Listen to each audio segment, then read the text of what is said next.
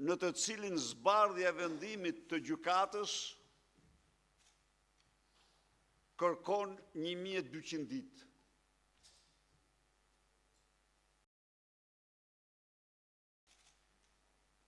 Ka një vend dhe këte standard e solli reforme George Sorosit, e bazuar në një korupcion të papar.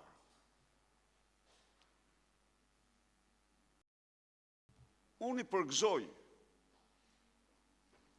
kryetarët e institucioneve të drejtësisë që paten kurajon të thonë shqiptarëve të vërtetën. Paten kurajon që para jush në parlament të pohojnë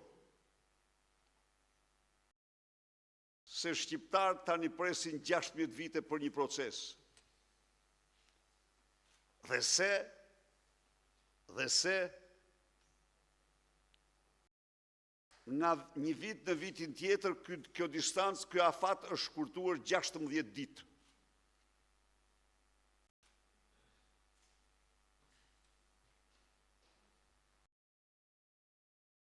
Ata që i imponuan Shqipërisë këtë katastrofë, nuk kanë moral, nuk kanë integritet, të u kërkojnë ndjes shqiptarve për shkatrimin që i bën një sistemi fragil si që ishte sistemi i drejtësisë.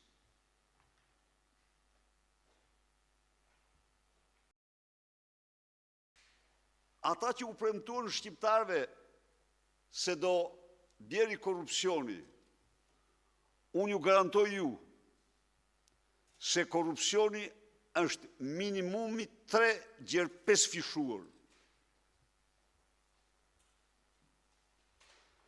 Dhe se skapi i partisë aktualisht është institucioni më i korruptuar në historinë e drejtësisë shqiptare.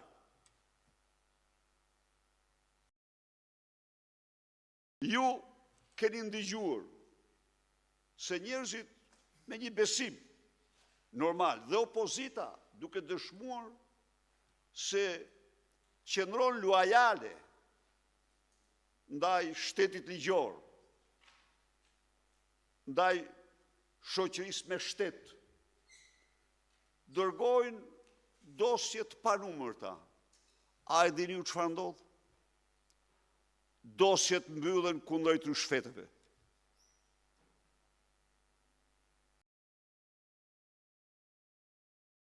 Dosjet në skap mbyllen kundrejt rishfetëve. Prandaj dhe aty kthehen në turshi ato aty. Po,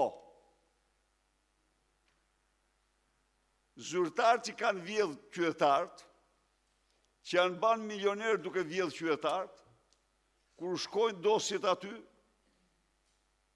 i mbyllin nëpërmjet rishfetit.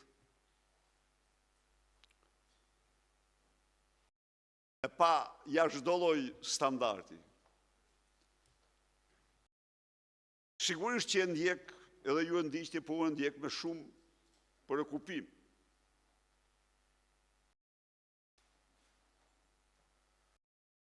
Kur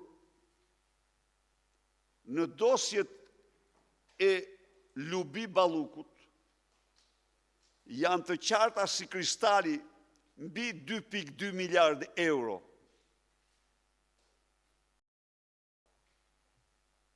Lubia do merret e pandehur për 1 milion euro, për ma pak mbase. Pra, e vërteta është se dosjet mbyllen me qese parash.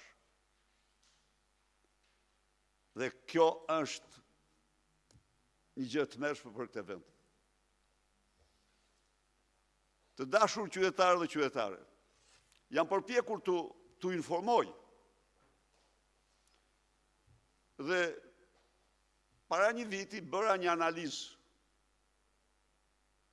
Mora raportet e Departamentit të Shtetit, statistikën e këtyre raporteve. Të vitit 2007-2008. Jo, më fali, 2008-2009. Statistikën e këtyre raporte i kam këtu. Të vitit 2008-2009. Çfarë tregonin këto raporte? Këto tregonin se në këto 2 vite task forca kundër korrupsionit çoi në gjykat, por ajo që ka më rëndësi, nga gjykata dosje dërguara nga task forca në gjykat, u dënuan 630 zyrtarë.